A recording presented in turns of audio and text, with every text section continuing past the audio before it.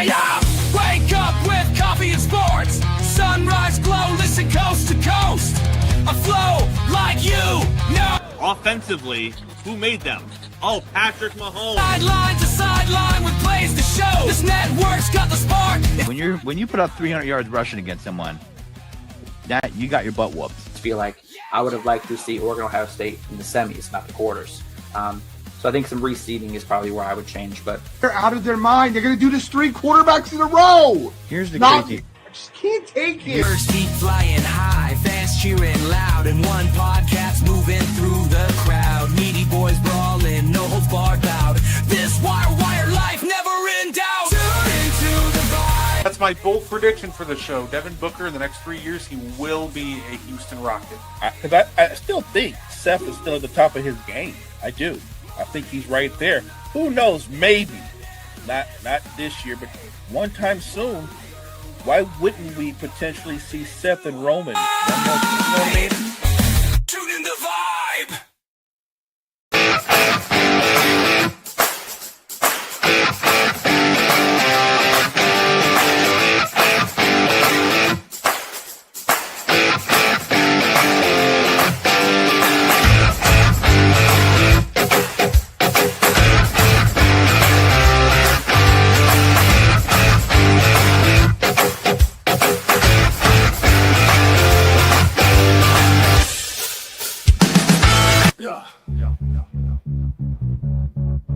Guard on the mic tonight. News coming in left and right. Oh, better with the latest fight. Gene's got that insight tight. Champions rise and they fall. Wire to wire, got it all. Every move in every brawl. Tune in for the curtain call. Wrestling talk all night long. Catch the latest match and song. Ring the bell, let's get it on. Every story bright and strong. In the ring they clash and roar. New rivalries and so much more. Titles change and legends lore. What's poppin', y'all? It is your boy, Guard 3, and welcome to the Meaty Boys podcast. And whether you're watching YouTube, Twitter, TikTok, I appreciate everybody who's about to tune in. But of course, couldn't do any of this without the greatest co-host of all time. He is Mo Betta. How you doing, Mo? I'm doing great on a great Tuesday night. Getting ready to talk some wrestling. No, absolutely. And, it's going to be a great week for wrestling, Mo. It's a pay-per-view week. We have Backlash coming up this Saturday. And, of course, we're going to talk, Backlash. But, first I did want to throw something out there. Obviously, there were mass, releases, that just happened this past week. And I just want to throw it out there. I hope that everybody who got released lands at their feet, and I just want to wish everybody the best of luck. Whatever happens next, there's a lot of great talent that I think will have no problem finding their footing. I agree with that. In particular, I do think there's still value for somebody who's as talented as Dakota Kai. There's a role in professional wrestling for Braun Strowman, the big man. And there's a lot of talented people that got released. So I'm with you. I hope they can continue their wrestling dream and get picked up by another federation and make their way back. Yeah, absolutely. I really did feel bad for, Braun. Like, this is a guy who's 40, he's 41 years old. Unfortunately, it looked like, his knees kind of looked like they're about, giving out on him. It looked like he was starting to struggle to move a bit. But, that didn't stop him from helping, put over the next wave of monsters. This is the guy that made Bronson Reed look like $1 million. Right. Jacob Fatu looked like $1 million after, working with Braun. So, on to other names that I think will be a lot of, draw a lot of intrigue. Cora Jade from NXT. She's only 24 years old. Very talented. So talented. And overall, I'm definitely looking forward to seeing, how everybody just ends up, how everybody lands on their feet, moving forward. So And of course, Mo, as we know, by the way, it's a great day today. It's gonna be a great week this week. We got NBA playoffs, we got the pay-per-view, and we also had a great Monday Night Raw, including Jey Uso's first title defense. He defended the title against Seth Rollins, and it ended exactly how you would expect it. It ended in disqualification. We had a run-in from CM Punk. And now, there's rumors are starting to fly, though, right?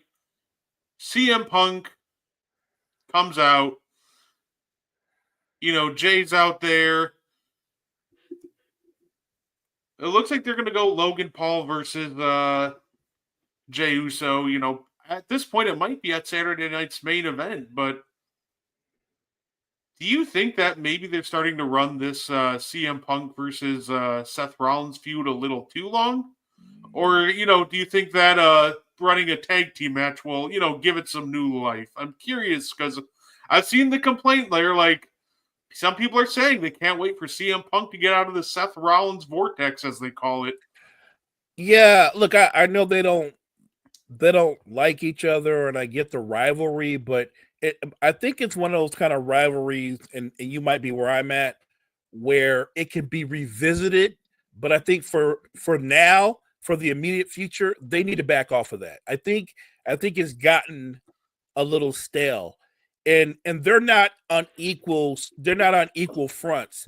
Seth Rollins, with everything that he did at the last pay-per-view, and now with him aligning himself with Heyman, along with Breakker, and again, I'm sure they're going to add more to that stable.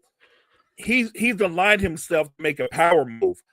Look, I don't know when it's going to happen. You don't know when it's going to happen, but we do know at some point Seth Rollins is going to take the belt off of Jey Uso. He is. Now, last night, it gave you a kind of a taste of what it could be, and maybe it's one of them things they were giving the audience a chance to see if they have any chemistry. Would it be intriguing? Yes, it showed you that it could be an interesting and an entertaining match. It can be. There were a lot of false finishes. Jay surprised me kicking out a couple times when I thought he was done. So I think it'd be a terrific match. I'm just saying ultimately it probably won't be via a clean pin. But Seth Rollins is going to be the heavyweight champion. And that's nothing against Jey Uso, who I'm a fan of. I just think that Jay had this huge WrestleMania moment. The fans clearly love Jey Uso. He's bonded to the fans, but I think they would still love Jey Uso if he were the United States champion or the Intercontinental champion. I think he's going to always have his own fair share of heat, but for the bigger story and what Heyman's getting ready to do, Seth Rollins is going to be the heavyweight champion. It's not going to be at Backlash, but it'll probably be maybe the following pay-per-view. I think they're giving Jay a decent enough little run. Like, I like it that they didn't immediately turn around and have him drop the belt. I think they're going to give him one or maybe two pay-per-views before he drops the belt, and I think that's a respectful run for Jey Uso as a solo performer. I like the idea with. I like an idea with. What if, and hear me out, what if it's Money in the Bank? What if we have a fun ending with Money in the Bank where Seth Rollins wins the world title and Braun Breaker wins Money in the Bank?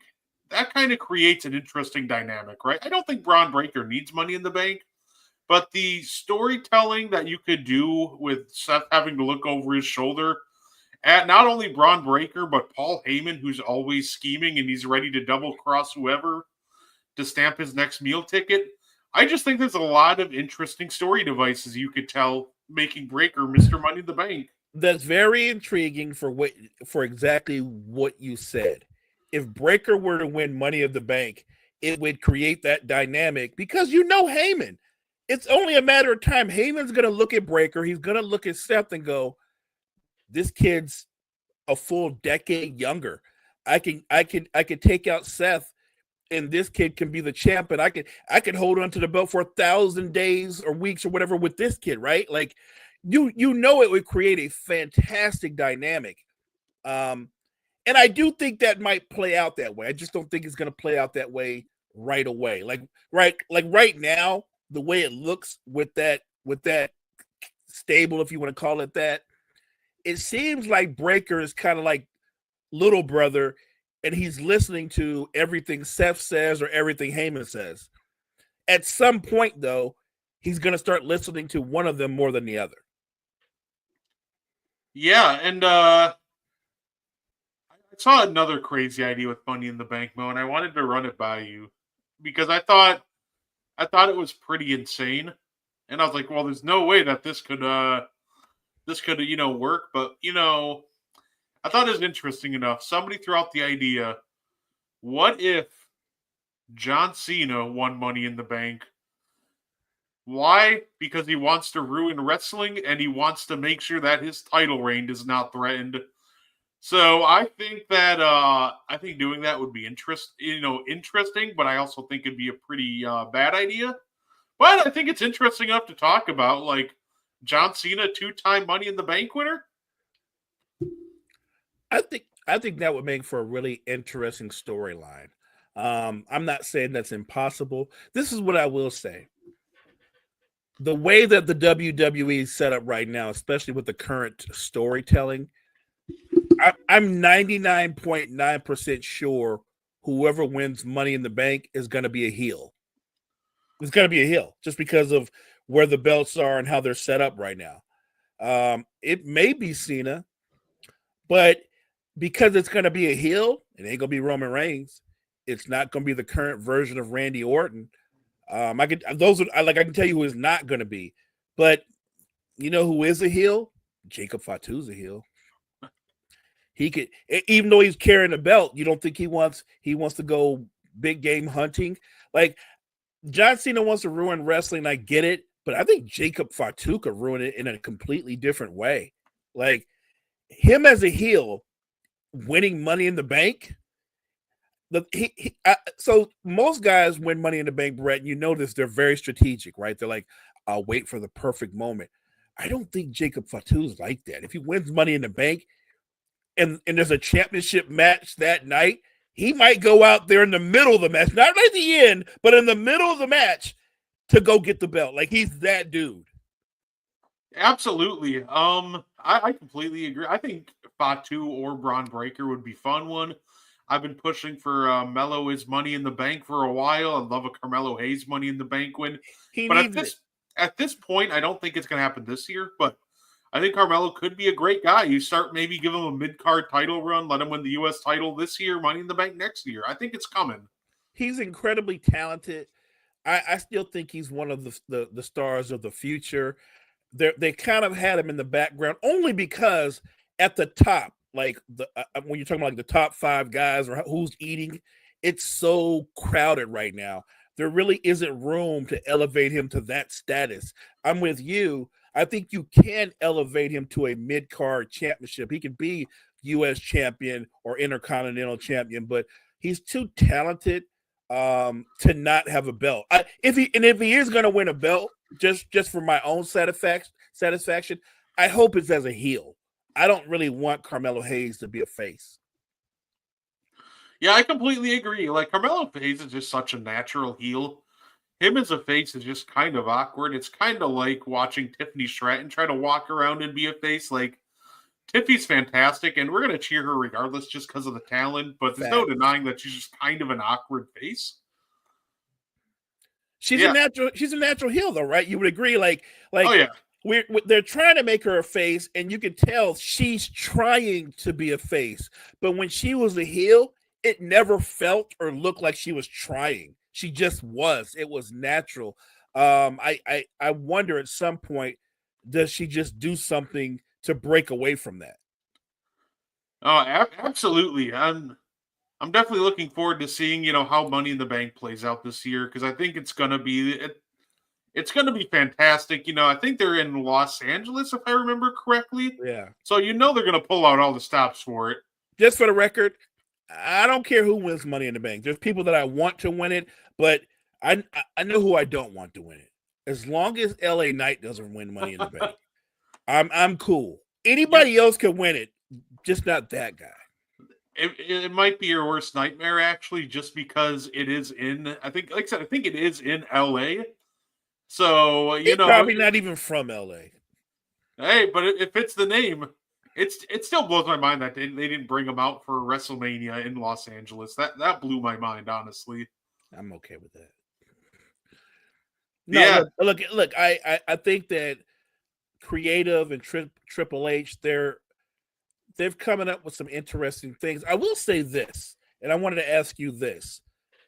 I love it that EO is being a fighting champion. I think that's interesting because most champions that wear the women's or men's heavyweight championship, what they don't do is they don't get into matches for their belt on a weekly basis. EO has taken on top talent and decided to be one of a fighting champion, which, by the way, I love it and it's intriguing, but I feel like she's setting herself up ultimately for failure because she's going to eventually come across somebody there's some really talented women out there. Like, go back a couple of matches ago against what's her name? Stephanie? Is it Stephanie Vaquer? Oh, Stephanie Vaquer, yeah. She's absolutely amazing. And I don't want to be caught up in prisoner of the moment. I've seen her before. I would argue that as far as a wrestler, she's EO's equal. I mean, she's unique. Say, great to see you, Will. How you doing, sir? What's up, Will? Oh, let me ask you this, though. So with the EO situation, and now her and Rhea, it seems like they're going to be in a tag team, right, against the young ladies from Next. What I wanted to ask you was, do you find it odd that coming out of Mania, the terrific match that they had, that we have not seen Bianca Belair at all? Like, she's like fade to black. Yeah, a little bit. See, I it's one of those things, right? Like, I feel like she must have been planned to take like a break after Mania, because if the reasoning is, well, we have nothing for her from a creative standpoint, then yeah, that's just absolutely weird. So, I'm just going to assume that she had a vacation lined up or something, and you did like break her hand or got her injured hand. So it's weird. As long as she's like on vacation, it's not weird. But if it's anything to do with, yeah, well, we don't have anything for her right now, then at that point I'm like, well, then what are you doing? Like, right? I do not have anything for Bianca, right? Especially coming off that terrific match at WrestleMania. Like, tell me she's taking a break or she's had an injury, but you have a lot to do with her. Even if you move her away from EO and EO holds onto the belt a little while longer, you could have your pick. You could match Bianca up versus Rhea. You can match Bianca up versus Jade Cargill. You could match Bianca Belair up against Tiffany Stratus, and I think that would be an amazing match. See, they're doing the same thing with Roxanne. Yeah, listen, Roxanne's the future. I fucking love Roxanne. She's an absolutely terrific talent. It's kind of great to watch, right? Like, for the longest time, it's always like the men carrying the show, but kind of going forward, Mo, I'm almost more excited about the women's side of things. I'm excited about the women's side of things for this reason. I feel like in the women division, even with all the terrific veterans and established stars, there's an opening for younger stars to compete for belts in the women's division. And I'm not so sure that's the same or the case with the men's division. Like, you don't see some brand new, I don't want to say brand new, but just say a younger star. Like we talked about Carmelo Hayes. You're not going to see Carmelo Hayes versus Seth Rollins or Roman Reigns or anything like that anytime soon. But in the women's division, I get excited each week because I do think they've opened the door up for where some of the younger talent can compete with some of the more established talent. And I love that. No, absolutely. And listen, I gotta real quick, I'm going to ask a very unserious question, Mo. One-on-one WWE style wrestling match, because the game's about to start. Rudy Gobert versus Draymond Green. Who do you have winning? You said WWE wrestling style match. I think that's very interesting. So I would have to assume that Draymond is the heel, right? The natural heel. I think that Rudy Gobert would carry most of the match, might be winning most of the match, but Draymond would do something to win the match, right? What's that? Foot on the ropes to get the pin, pull up the tights. He's not above poking the eye or kicking you know where. He's done that several times. Matter of fact, that might be his finishing move. We'll call it the Rattler. I think Draymond would win the match ultimately, just because Rudy would be the face, and he's a 7-foot face. The little guy, the littler guy, if you would, Draymond would find a way to win. Look, the dirty guy has more doors opened up to him for victory. The face has a lot less. Yeah, and listen, I thought that'd just be a little bit of a fun twist. Listen, I think that would be the difference. I think Draymond would fight dirty. I think we already saw his finisher. We saw him try to bust out a sleeper hold on Rudy in the middle of a game. He did do that. So, listen, I think, he's absolutely going to go low, and then he's going to lock in that sleeper. Maybe Rudy does the whole valiant effort where he passes out instead of taps out. But, yeah, you know what? I think Draymond in a one-on-one match would pull out the victory.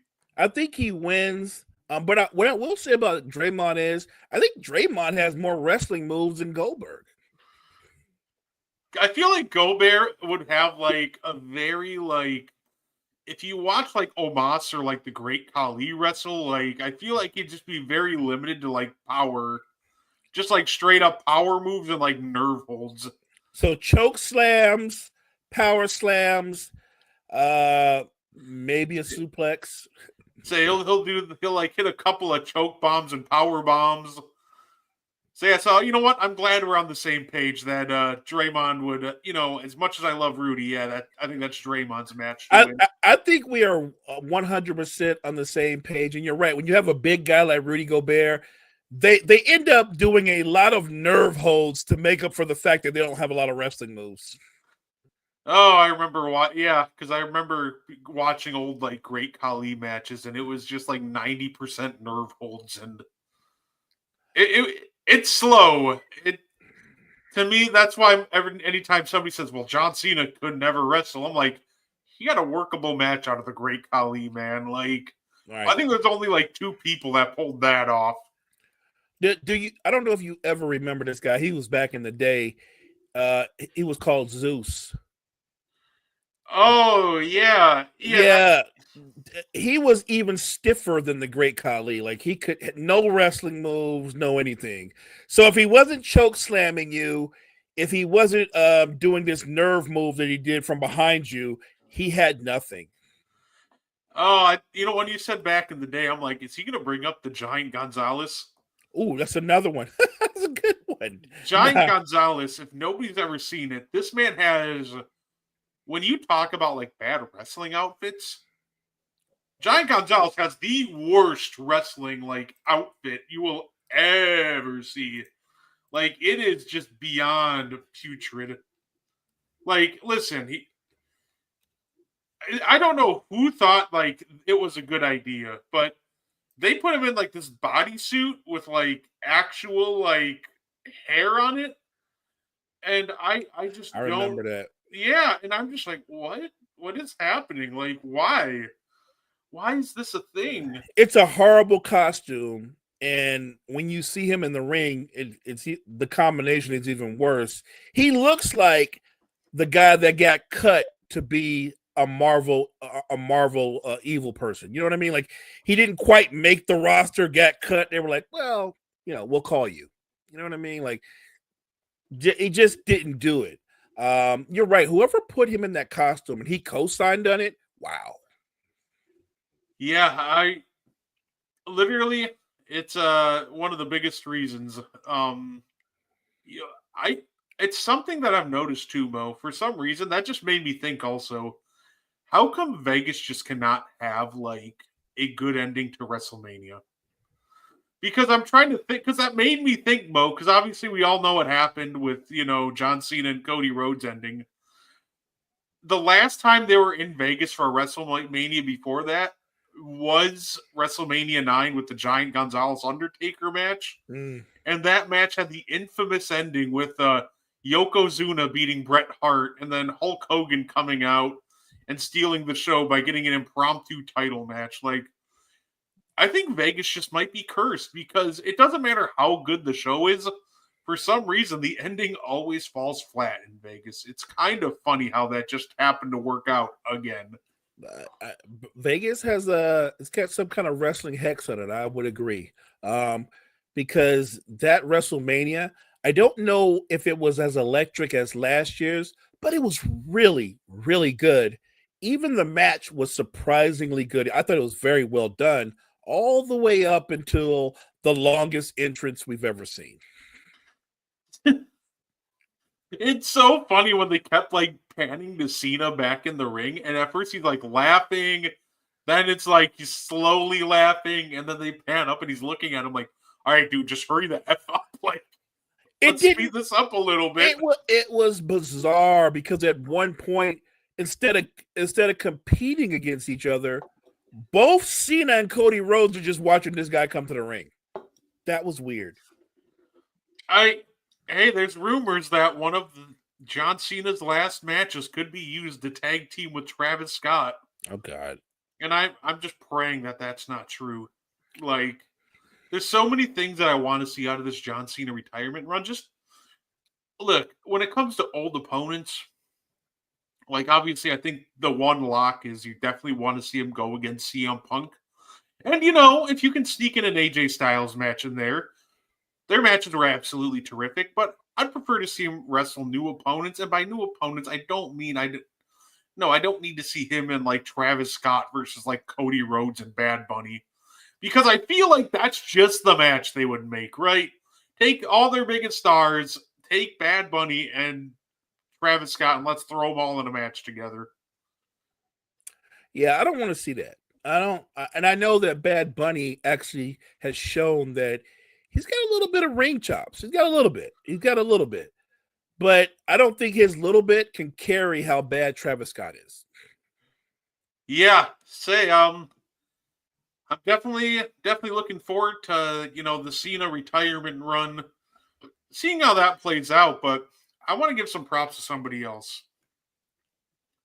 You know, sometimes, you know, we'll see a veteran absolutely cook a younger wrestler on the mic, you know, rattle them, but not only did Lyra Valkyria not get rattled by Becky Lynch coming after her on Monday, I think you can argue that she won that exchange, which I'll give her credit. Like a lot of young wrestlers, you know, when they step up on the mic against a bigger star, you know, they'll get a little rattled, but Lyra looked absolutely comfortable and right at home. She did. And she more than held her own. Having said that, I think Becky's going to take her title. She's going to take her title. She's going to take her, especially Becky Lynch, the heel. I think she's going to take her title. And I'm just waiting for Heyman to come with the reveal that Becky Lynch is also part of. They haven't really given it a name per se, but I think it's going to be announced at some point that she's part of that faction. I think Lyra is another one of the young stars of today that she's got nothing but clear skies ahead of her. Her giving up this belt, I don't think it doesn't damage her at all, because I think eventually she'll win another belt. She'll win that belt back from Becky if they want to continue that storyline. But I don't think she's going away. I think Lyra is another one of the up and coming young stars in the women's division. And this might be a hot take to some, but I don't really mind, because that's what we're in the business of doing. Kidding, by the way. But I think taking the belt off Lyra is the right call in this case. I think that, how do you build up a title, right? You give it an iconic feud. You give it a blood feud. You give it meaning. And I think they have one waiting in the wings. Becky keeps taking all these shots at Bayley. Yes. Especially in interviews. She just said knock Bayley so silly. She thinks she has to spend $100 a month to text her best friend, which, you know, Mercedes started that $100 texting service, but like, she continues to sit there and take shots at Bayley. And I think you take the title off Lyra, you put it on Becky, you get this, Becky versus Bayley feud. And I think that has the potential to just elevate the title so that, guess what? When Lyra wins it back, it'll just mean even more. So I think this is one of those situations where, because I can already see it, Becky's gonna beat Lyra, and it's gonna be, you're gonna hear right away, oh, it's Becky Hogan, brother. That doesn't work for her. Right. No, let's give this legs. It's the right call because you can elevate the title. You can give it meaning, give like a nice summer-long feud between Becky and Bayley, continue to, slowly move Lyra back up the ranks. And guess what? It'll mean the world when, for example, let's say at the Royal Rumble or even Saturday night's main event in December, once she wins it back. So I think that not only she will beat Lyra, but I think it's the right call for right now for her to take that title off Lyra. Partner, you read my mind. Lyra's the first intercontinental champion for the women's division, which is great. I think it's historic. But you're right, to elevate that belt, to give it meaning to where it almost feels like being women's heavyweight champion, you do need a bigger name and you need a blood feud. You need something to be like, I want that. Like Bayley coming back, Bayley's going to come back and she's going to cut a promo where I will do everything in my power, more or less, to take the belt away from you, right? That will be, I think that's going to be a multiple match feud, and I'm here for it. I think it's great. It will build it up. And then somewhere down the line, it'll be Lyra, maybe it'll be Roxanne. One of the young stars will elevate, and they will take it off the bigger name. Like, there's going to come a time where Becky or Bayley is going to have to put one of the younger stars over, and the belt's going to mean so much more when they're done. Yeah, absolutely. And look, maybe you don't even build it up for, Lyra. I think she'll be in the running for this title and eventually the women's world title for years to come. But I think you all could also use this as like maybe the next step. Maybe this is how you elevate, Roxanne to the next level. Maybe, in fact, that's almost perfect, right? Maybe Bayley beats Becky for the title. Then you resume that, Bayley and Roxanne feud that got randomly canceled right before WrestleMania, because they have a history. And I think that would almost be a perfect way to, if you want to go the route of Bayley winning, that almost feels like the perfect route to go to continue this theme of elevating the title. Go right from one feud where, the two clearly don't like each other to the next with Bayley and Roxanne. I love that. I like where you're thinking. Let me ask you this, the situation with Io. Do you think that Io is going to hold on to the women's title? I guess, is she going to have a Jey Uso kind of run where she survives a couple of pay-per-views and maybe gives it up herself at Money in the Bank? Yeah, I think she'll lose it before Money in the Bank. Okay. I think she'll lose it. Not before Money in the Bank. I meant to say lose it before SummerSlam. Okay, I agree. Because I think the money match at SummerSlam is the one-on-one between, Rhea and Bianca. I think that could be a WrestleMania, main event. That's a main event to me. But to me, you're trying to make both nights of SummerSlam special, night 1 and night 2. This is your first 2-night SummerSlam. To me, a great way to do that.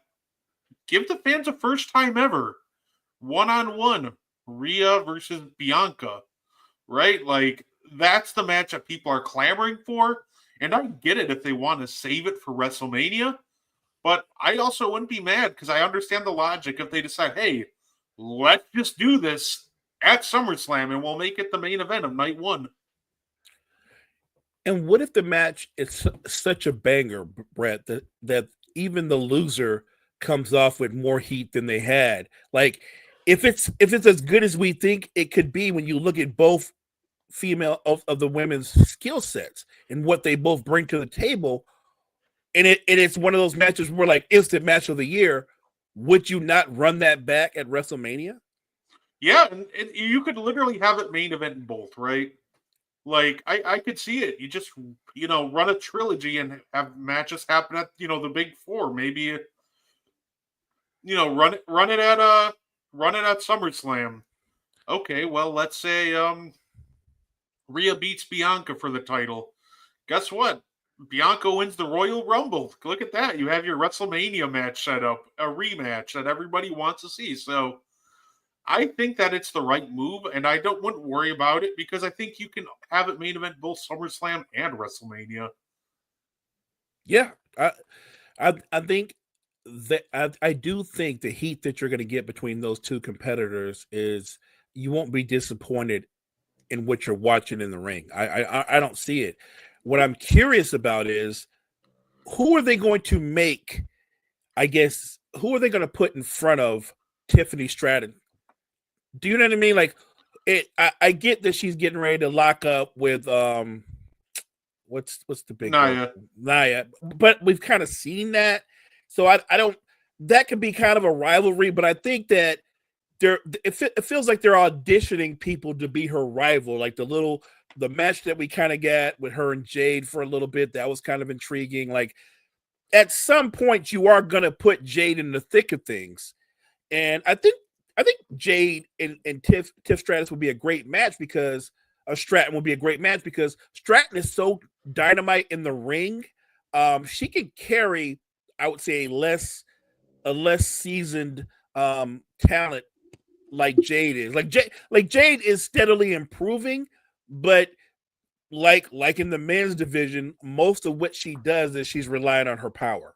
I think she's getting better in ring. The funny thing is when you see Jade Cargill right next to Stratton, the truth of the matter is, while she might be more powerful, Stratton is actually physically bigger than her. I worry about like a Jade, title run, jumping on that one like a little too early because I think there's a certain expectation with being the champ, right? And I feel like if you jump on it too early before, Jade's ready for it, you could easily get the crowd to turn on her. And I'd almost watch out for that. Because, there's a certain, they're going to be all of a sudden be like, well, you're the champ, give us a great match. And, unless you're putting Jade with a smaller opponent, her in-ring work, isn't that great, or mic skills just aren't there yet. To me, it's interesting because I think Jade will be a champion, but I think it would just be better almost just to maybe hold off another year. Give her another, year of seasoning, because if you jump the gun too early with her, I just fear that they're going to, fans are going to turn on her and not in a good way. It's funny you brought that up because you would know this as well. You'll remember this. I think that's the way the WWE universe felt when they pushed Roman Reigns too fast, right? Remember when they kind of pushed him down our throats real fast and he got they put him in a spot where I don't think his in-ring talent matched up to where they were putting him right away. And you could tell the WWE universe, they wasn't loving it right away. He had to get better in the ring, which he did. And look, the best thing that happened to him was pairing him with Paul Heyman. It elevated him and it changed him. It gave him an advocate who could do the microphone work, and he just worked on the in-ring work.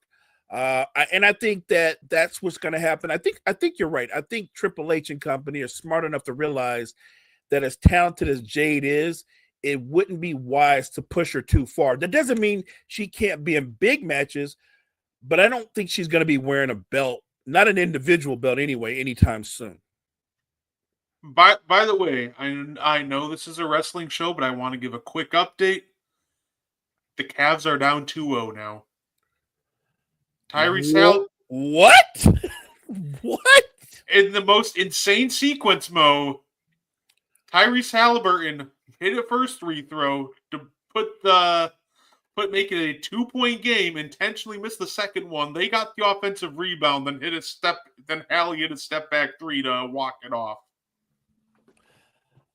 These particular NBA playoffs, especially in the second round, have been wild. Look, I said this in our group chat, in Wire to Wire group chat. I don't want to get too far away from wrestling, so I'll make it quick. And I'll stand on it. I said that if the Cavs go down 2-0, series is over. I believe the series is over. I say, yeah. I believe the series is over. The Pacers are playing with a confidence, Brett. Like, remember, I think we got to remind people. I know we're talking wrestling people, but I want to remind people they went to the conference finals last year. I want to remind people, like, they didn't just show up. And like, I get it why they're not ranked as better than the Celtics. And the regular season said they're not better than the Cavs. And the injury gods show up whenever they want to show up. I said if you don't have Darius Garland, you're not going to win. If you don't have Darius Garland and Evan Mobley, oh my God. And now you're down 2-0, and you still don't know if Garland's going to play at all. They're done. Yeah, and Donovan Mitchell dropped 48 in a loss, so I'm not sure. He can't do more than that. He can't do more than that. So, yeah, I just wanted to give that quick update. And that is absurd. And just another absurd sequence to end that game. You know what? We'll make it quick. It's quick NBA talk. My partner, I'm going to start calling you the NBA genius. We had this conversation about individual talents and where we rank them. Partner, can you remind the people real quick what you said about Tyrese Halliburton? Oh, he's the 11th. My ranking on him, he was... Yes, sir. Before the season started, I predicted he'd be the 11th best player in the NBA, and I honestly think that, he started out slow, but he's making me look really, really good right now. He's making you look better than good, because right now he's ahead of where you had him, man. He's more than the 11th best player right now. Right now, he's the scariest guy in the Eastern Conference. And I didn't hear myself saying that, but I saw what he did in round one. And I saw what he's done in round two. It's weird about Halliburton, right? He kind of coasts through the first half of games.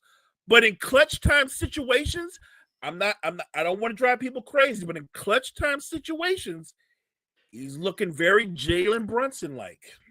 Just saying. No, absolutely. And then, it's always fun to put crazy games like that. Oh my God, they blew that lead. Oh my God, I feel so bad. I feel so bad for Donovan Mitchell. Yeah, they came back down 20 to pull that off. So I feel so bad for Cottrell. Sorry, buddy. I'm sorry, Cottrell. Sorry, buddy. We might never not hear from Cottrell for like another week and a half after that one. Man. Whew. But in wrestling news, pretty much. In wrestling news, getting back on wrestling. First of all, love Raw the other night, and I know you enjoyed the promo that Paul Heyman cut. That was amazing. When he came out there, only Paul Heyman could cut that promo and make it work. Yeah, Paul Heyman is just. What can we? I don't know what else I can say more about Paul Heyman that I already have. He's Paul Heyman to me. He's one of the greatest of all time on a microphone. He can sell any match. He can put anybody. Well, I'm going to say almost anybody over because. Yeah, it's funny. It's funny, by the way, Gene. We literally took a break from wrestling to talk about the ending of that game. So, yeah. Paul Heyman can almost put anybody over unless you're really bad, unless you're like a Ryback or Curtis Axel, but he's just a generational talent on the microphone who can just get anybody over. It's insane what Paul Heyman can do. And when he cuts one and you're the on the other side of it, like Jay is on the opposing side of this. And Jay's decent on the mic, but we both would agree he's not one of the GOATs on the mic. But it didn't hurt Jay by just standing there and taking it and listening to it, because Jay did have one great line. When Heyman was done, great line, one-liner, he said, "Are you okay? Are you all right?" Like, that was awesome. That was awesome. Yeah, and that's perfect. That's exactly what you should do with Jey Uso against Paul Heyman. The worst thing you can do is have Jey Uso attempt to go bar for bar with Paul Heyman, because Right, correct. that's just how you like kind of throw him under the bus. So I am curious, Mo. I figure have a little fun, and I feel like there's got to be another match coming, because right now there's only 4 matches on the Backlash card. They're holding out. They're holding out for sure. I feel like we're gonna have another 1 or 2 announced, which I'm gonna throw our predictions on the Meaty Boys page. We'll add that in if they do, Friday. But I want to get your predictions for the, now announced matches. So, of course, we have a Fatal 4-Way match, which is happening thanks to, Solo Sikoa sticking his foot in his mouth and getting extra challengers for Fatu. Jacob Fatu, Drew McIntyre, Damian Priest, LA Knight, Fatal 4-Way match. Mo, who do you got? I got the champion. I got the champion. Jacob Fatu it's for his belt, right? Yeah, it's for the U.S. title. He will walk out. He will walk in the champion. He will walk out the champion. The only way Jacob Fatu doesn't walk out the champion is if Solo kicks his back in, which I'm not so sure he won't. Yeah, I completely agree. I think this one's pretty easy. I think you have Fatu, walk out with the title and move on.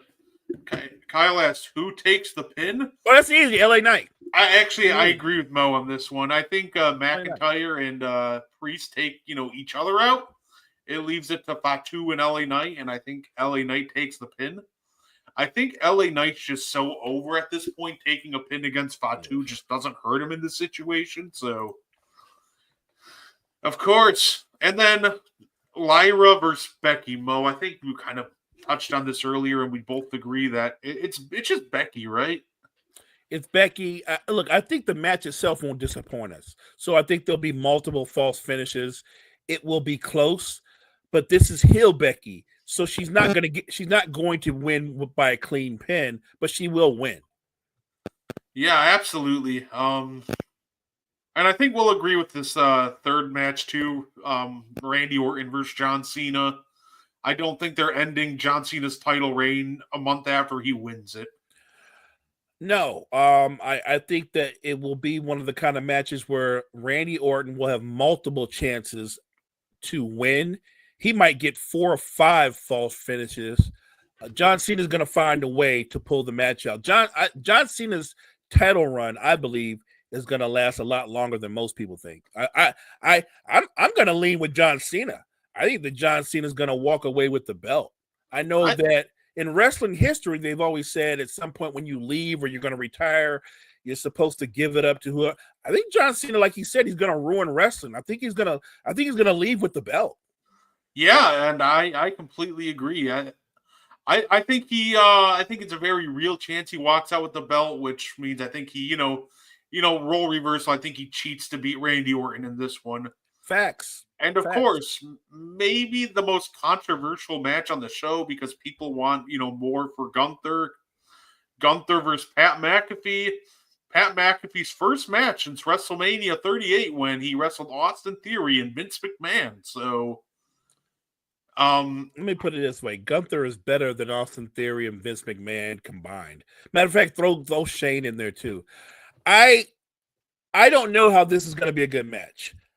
Like, it's weird because Gunther is clearly the heel, Pat McAfee's the face. But for this to be a good match, Pat McAfee is going to have to do some underhanded stuff. There's no way that they're not equally matched in any way, shape, or form. So he's going to have either outside help or all kind of stuff going on to make it a compelling match. Because this match could last 5 minutes if there's not going to be anything to help Pat McAfee. So I have to assume somehow, some way, someone interferes and helps Pat McAfee.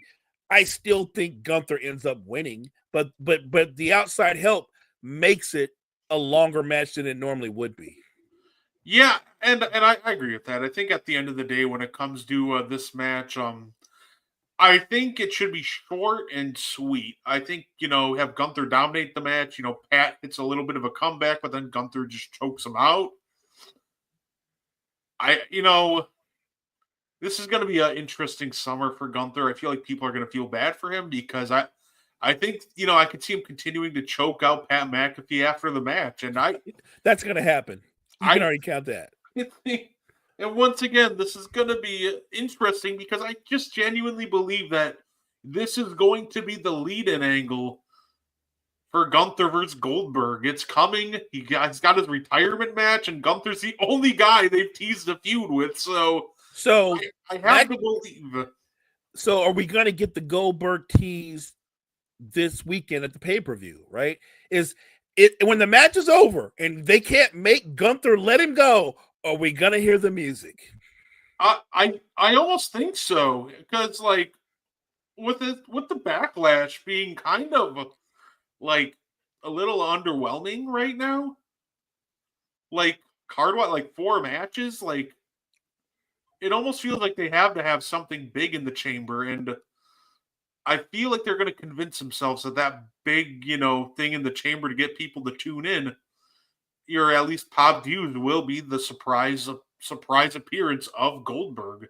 And look, I could very well see him showing up to Missouri this Saturday. Showing up, coming in, hitting Gunther with the jackhammer, right? Right? You can see that. Maybe even the spear. Yeah. Maybe even the spear, like the whole Goldberg bit to set up the pay-per-view match, which, by the way, I don't think Goldberg's going to win, but, we'll see. I guess you're right. This is a Goldberg farewell tour. If they serve Gunther up to be like bait for Goldberg's farewell tour, I don't think that's right, because I think Gunther is one of the top individual talents in the WWE. I think he deserves better than that. If you want to say that match ends in a DQ where neither one of them takes a pin, but Goldberg gets the win, I'm okay with that. But to say that Goldberg would go into a ring and out beat Gunther, you and I both know at this stage of his career, every Goldberg match probably can't last more than 7 or 8 minutes.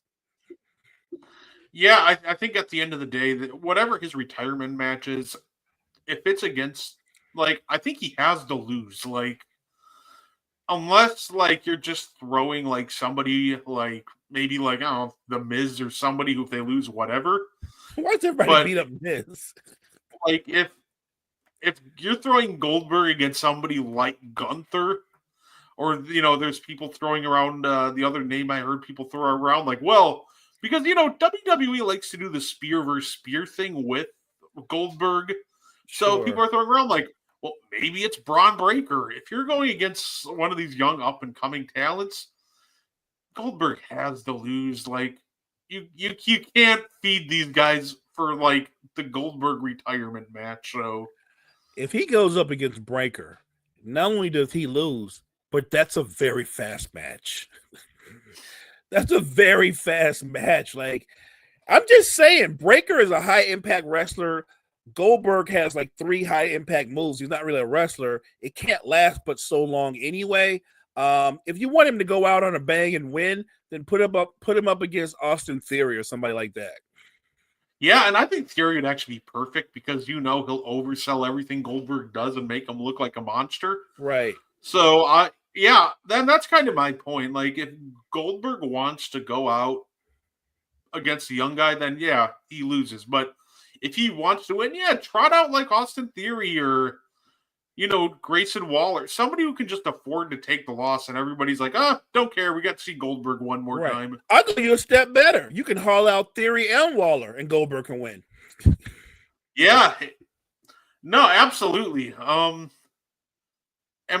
Mo, one of my favorite bits happened this past weekend too, by the way. My favorite,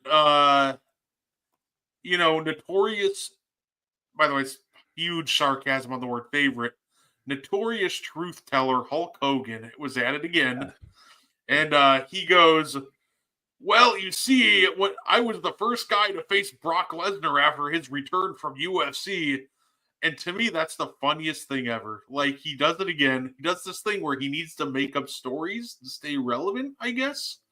Because I'm like, dude, Hulkster, do you not realize we all had, cable? Like, we all watched Brock Lesnar return and wrestle John Cena at Extreme Rules in 2012. Like, and I say that to say this, right? And I kind of wish that he would just stop. Like, I feel like Hulk Hogan, he's already ruined his reputation with the whole racial comments that he made back in like 2015, and just not really apologizing for them. But I feel like if I'm Hulk Hogan, I'm just kind of I should just shy away from the spotlight, step out of the media. Like, we're at a point where he's just doing so much more harm to his reputation than good. Like, if I'm him, like, at some point, like, I think it'd just be better if he stepped out of the spotlight at this point. I could only hope he hears and listens to you. I would say the same. Let's take the same advice and send it the way of Ric Flair too. These are two iconic wrestlers, two of the biggest, most iconic wrestlers in wrestling history. But they need to walk away and really walk away. And I get it. They're attention whores, and being in that business and being at the pinnacle like they were for so many years, it is hard to let go of that type of adulation and attention. But you guys are in your 70s. It's over, bro. You gotta let it go. Enjoy the rest of your life. And the cool thing is, we will talk about you from time to time because we'll have these conversations about this great wrestler or the all-time. You guys have stamped your way into the history of wrestling. You're good. You're good. I wish they both would walk away, because the fact that they don't walk away and they keep talking and they keep trying to get in front of cameras, it hurts their legacy. Yeah, and absolutely. And Mo, we only have a couple minutes left. And